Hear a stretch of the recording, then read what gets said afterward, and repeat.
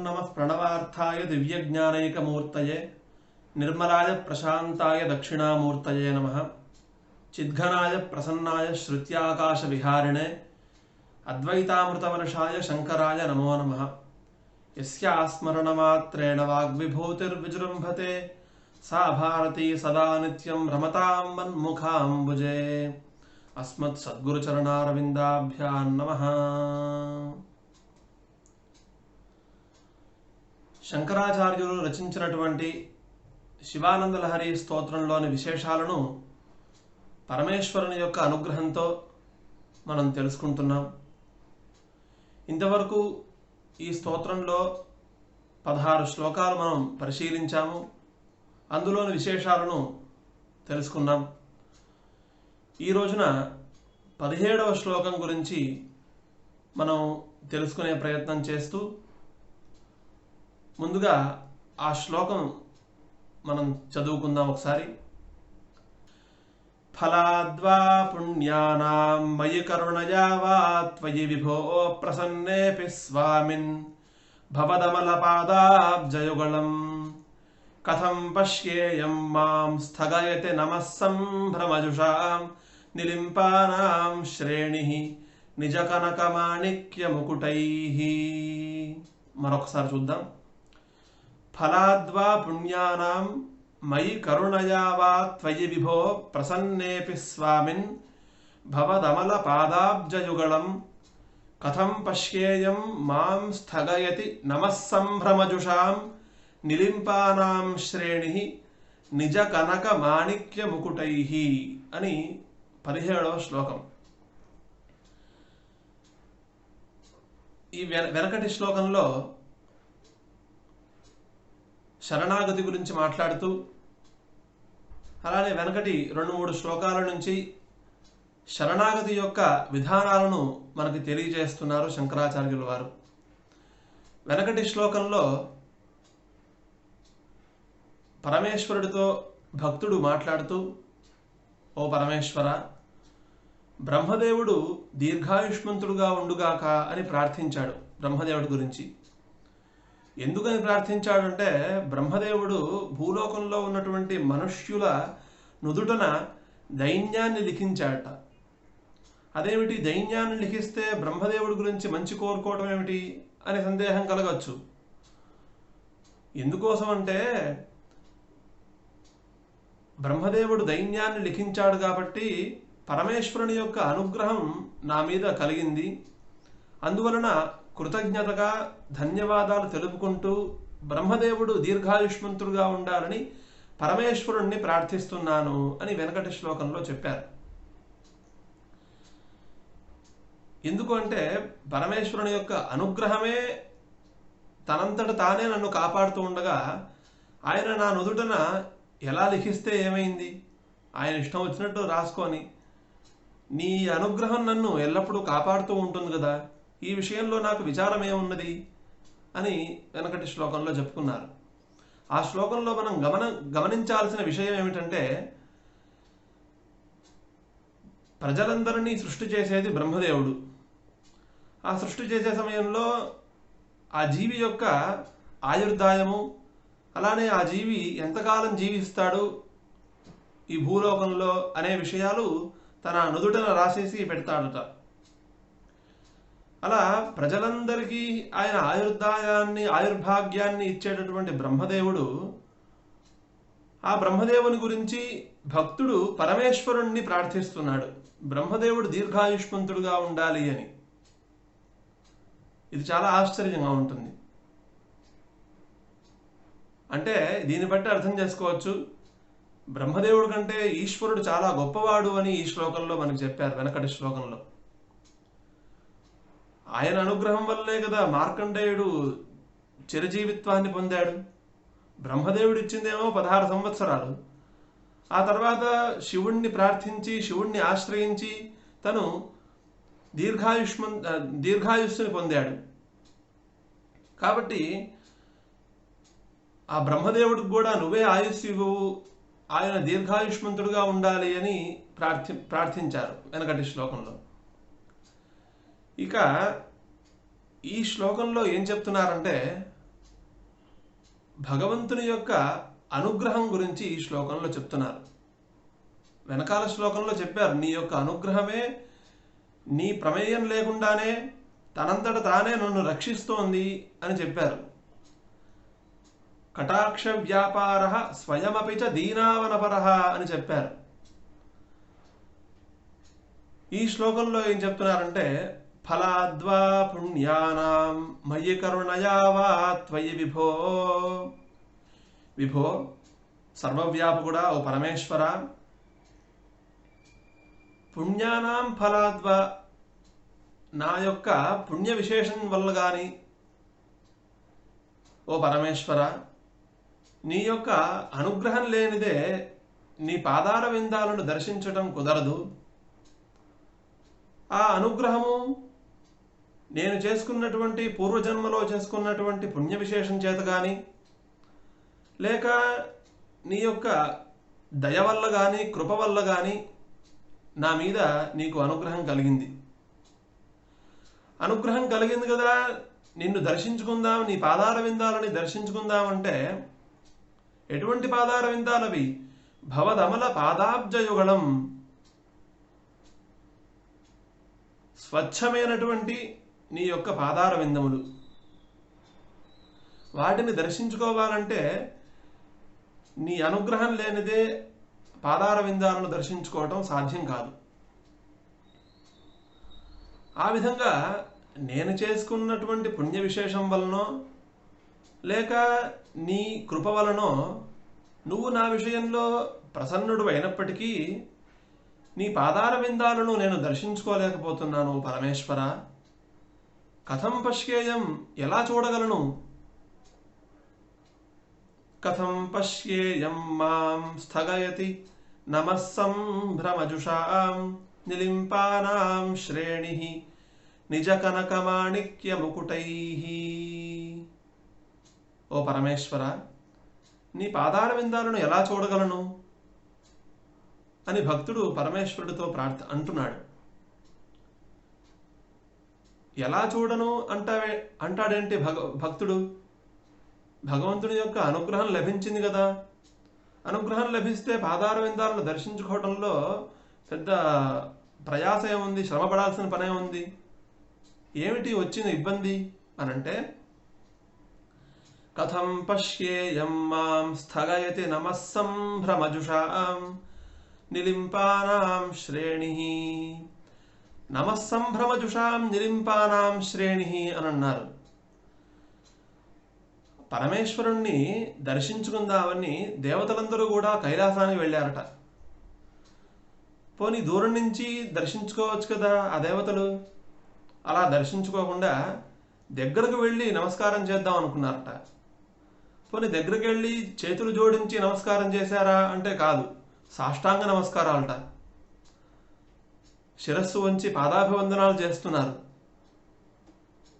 పోనీ ఆ నమస్కారం కూడా ఒకరి తర్వాత ఒకరు చేయొచ్చు కదా, అలా చేయట్లేదుట వాళ్ళు.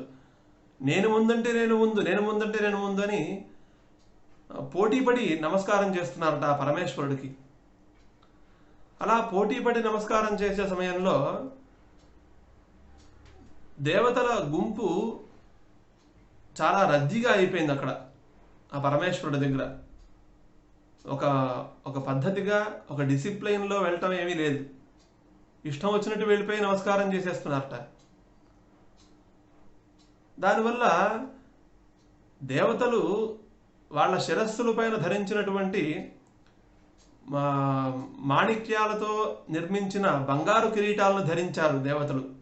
ఆ కిరీటాలతోనే వాళ్ళు ఆ శివుని పాదాలకు నమస్కారం చేస్తున్నారు. అలా నమస్కారం చేయటం వల్ల ఆ కిరీటములు శివుని యొక్క పాదములను కప్పివేసేసినాయి. దానివల్ల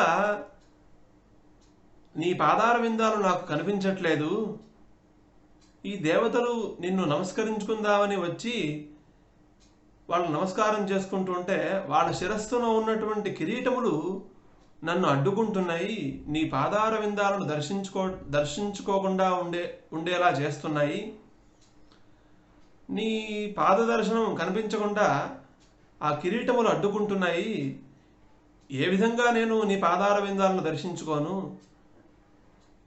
నీ అనుగ్రహం ఉంటే దర్శన భాగ్యం కలుగుతుంది అని అంటారు కదా. నీ యొక్క అనుగ్రహం ఉన్నప్పటికీ నాకు ఇటువంటి స్థితి వచ్చింది ఓ పరమేశ్వర అని దీనంతో ఆ పరమేశ్వరుణ్ణి భక్తుడు ప్రార్థిస్తున్నట్లుగా శంకరాచార్యుల వారు ఈ శ్లోకంలో మనకి ఆ విధానాన్ని చూపించారు.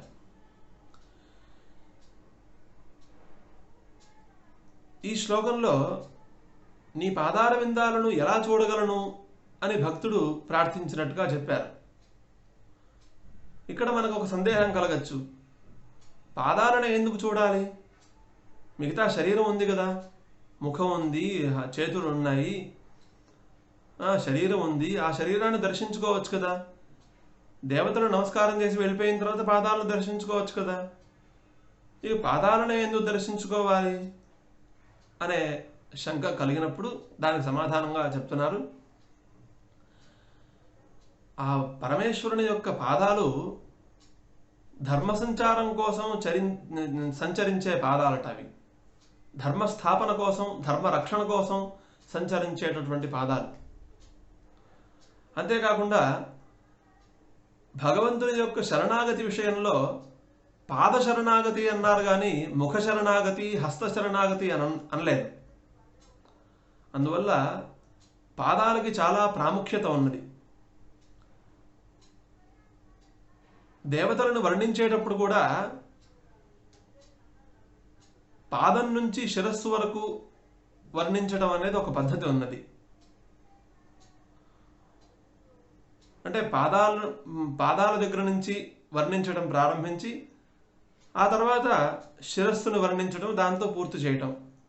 అలానే మనం దేవతా పూజ చేసేటప్పుడు కూడా అంగపూజ చేసేటప్పుడు పాదముల దగ్గర నుంచి మనం పూజ చేయడం ప్రారంభిస్తాం.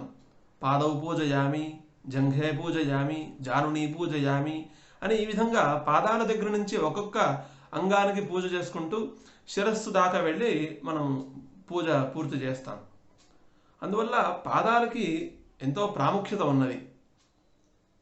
అందువల్లనే ఇక్కడ ఈ శ్లోకంలో నీ పాదార విందాలను నేను ఎలా చూడగలను అని భక్తుడు ప్రార్థించినట్టుగా శంకరాచార్యుల వారు చెప్పారు.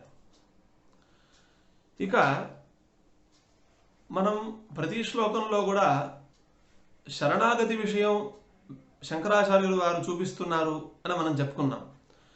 వెనకటి శ్లోకంలో రక్షిష్యతీతి విశ్వాస అనే శరణాగత విధానాన్ని చెప్పారు. అంతకుముందర శ్లోకాలలో గోప్తృత్వే వర్ణం అనే శరణాగత విధానాన్ని చెప్పారని కూడా మనం అనుకున్నాం. ఈ శ్లోకంలో ఆ శరణాగతి విధానం ఏం చెప్తున్నారు, ఏం చూపిస్తున్నారు అని మనం ఒకసారి ఆలోచించినప్పుడు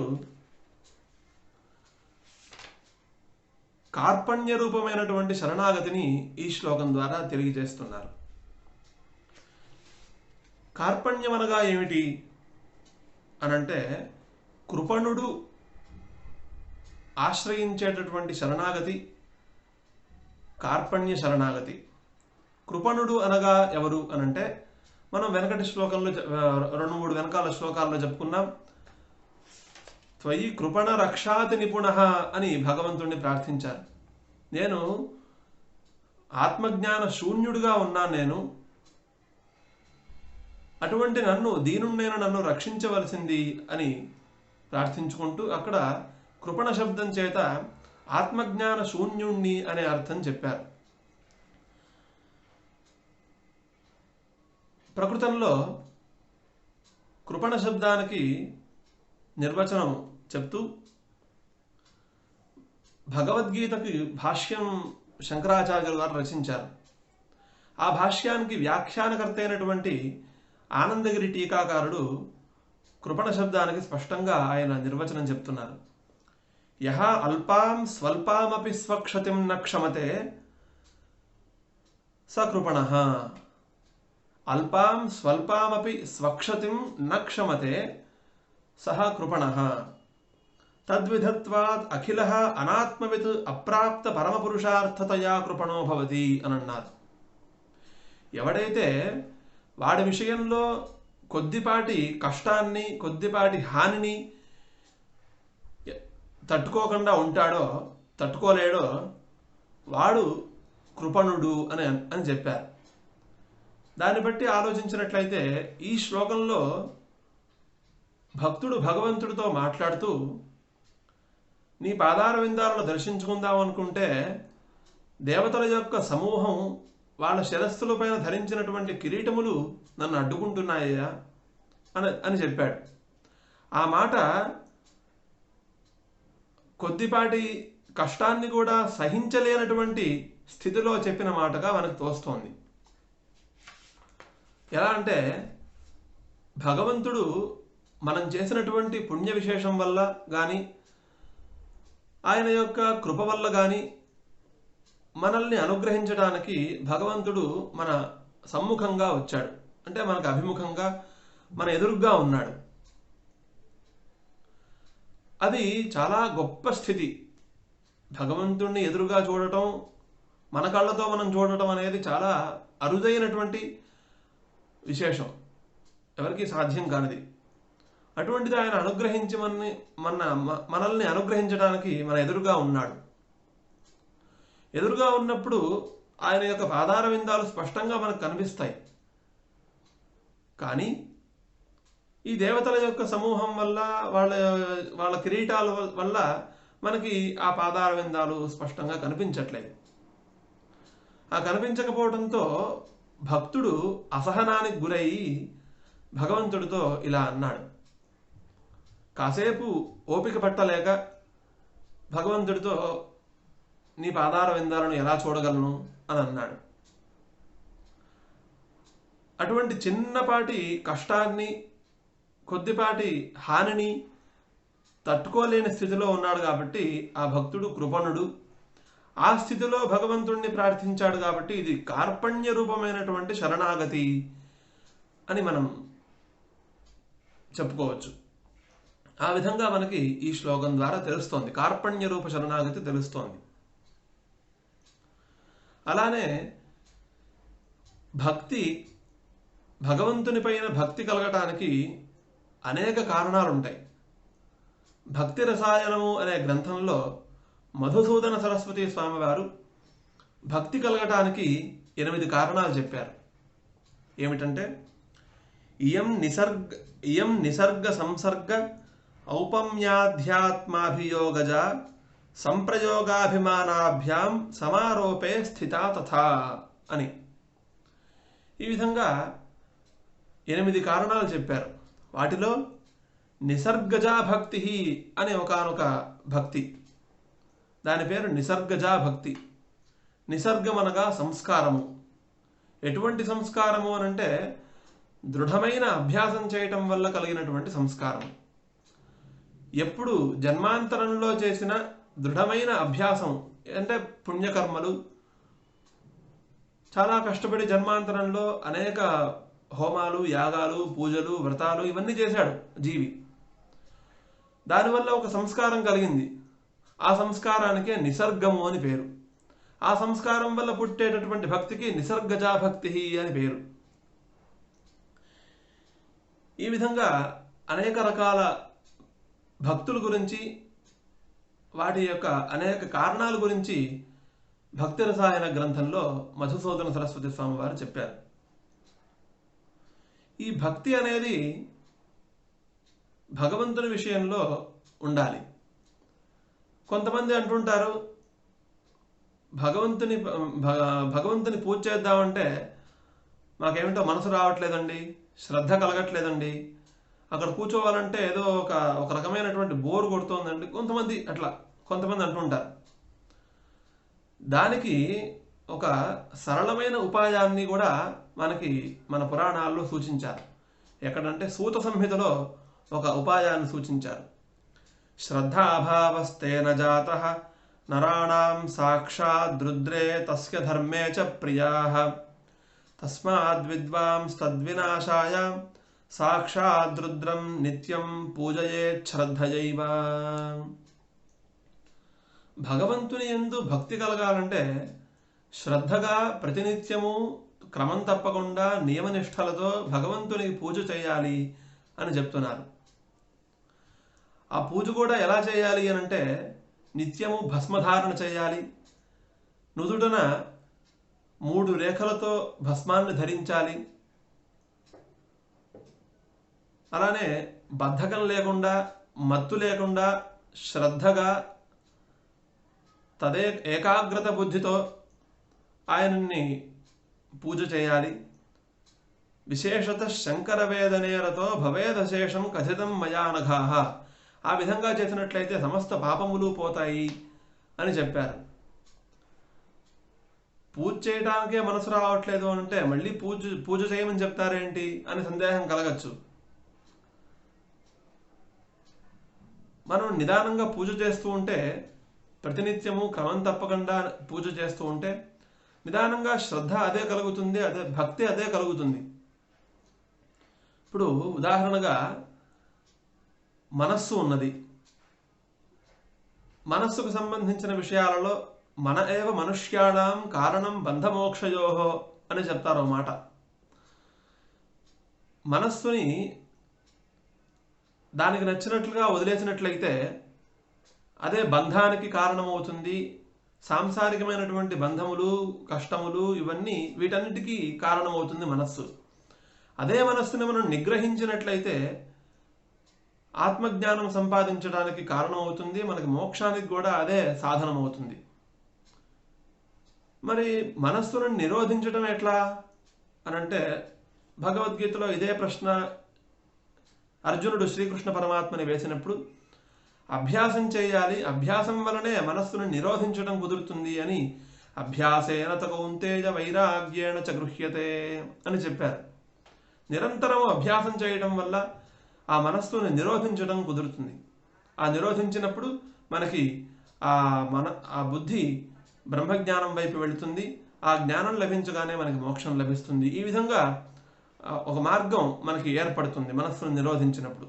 అలానే మనకి భగవంతుని విషయంలో శ్రద్ధ, భక్తి కలగాలంటే మనం ప్రతినిత్యము క్రమం తప్పకుండా యథావిధిగా ధర్మశాస్త్రం చెప్పిన విధంగా మనం భగవంతుణ్ణి పూజ చేస్తూ ఉండాలి. పూజ చేయగా చేయగా చేయగా చేయగా మనకి నిదానంగా శ్రద్ధాభక్తులు కలుగుతాయి.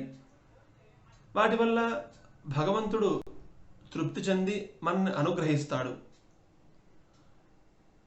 ఇదే విషయం మహాభారతంలో కూడా ఒక చోట చెప్తూ, సర్వభూత భవం జ్ఞాత్వా లింగమర్చగతే ప్రభోః తస్మిన్నభ్యధికాం ప్రీతిం కరోతి వృషభధ్వజః ఏ భక్తాః వరదం దేవం శివం రుద్రం ఉమాపతిం అనన్యభావేన సదా సర్వేషం సముపాసతే.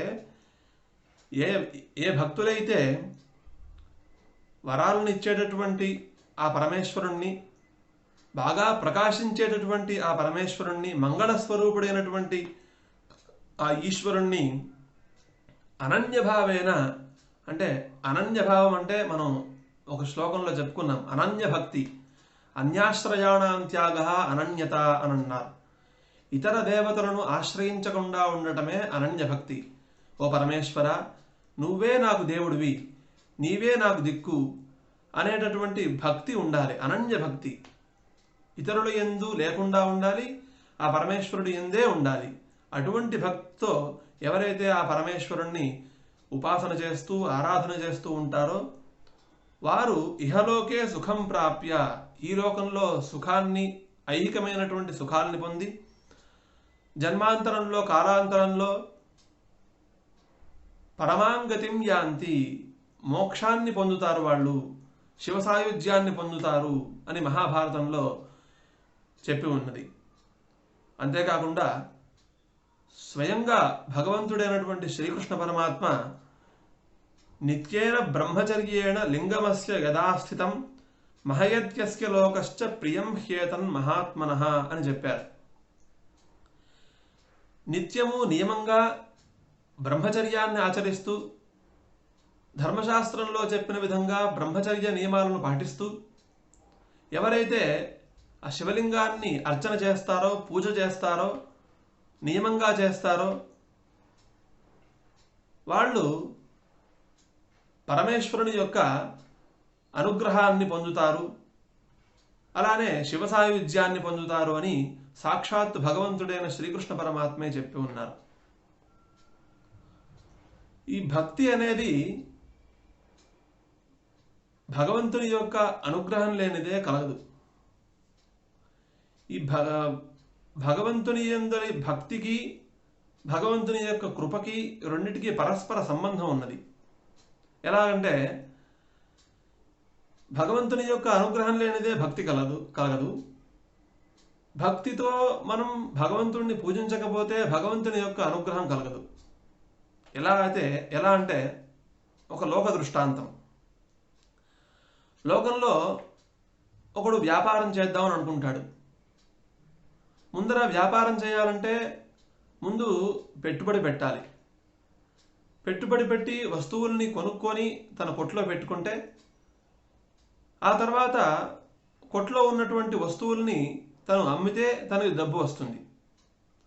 ధనం లేకపోతే వ్యాపారం చేయటం కుదరదు.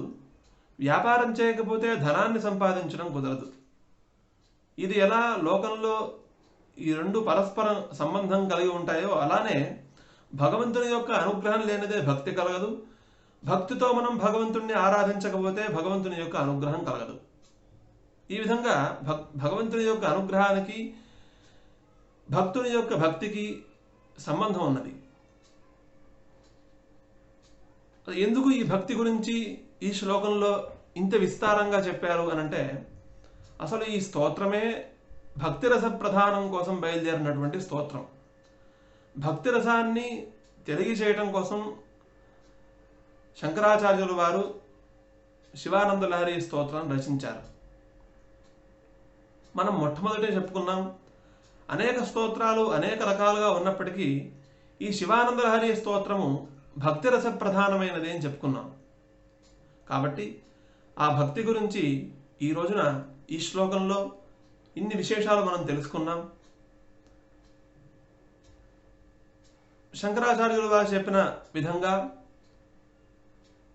పరమేశ్వరుడి యందు భక్తిని మనం పెంచుకొని ఆ పరమేశ్వరుని యొక్క ఆరాధన విషయంలో కానీ ప్రార్థన విషయంలో కానీ శంకరాచార్యుల వారు చెప్పిన భావాలను మన మనస్సుకి గుర్తుకు తెచ్చుకొని బాగా అవగతం చేసుకొని పరమేశ్వరుణ్ణి ప్రార్థించి ఆయన యొక్క అనుగ్రహాన్ని పొందుదాము అని చెప్తూ లోకా సమస్తా సుఖినో భవంతు.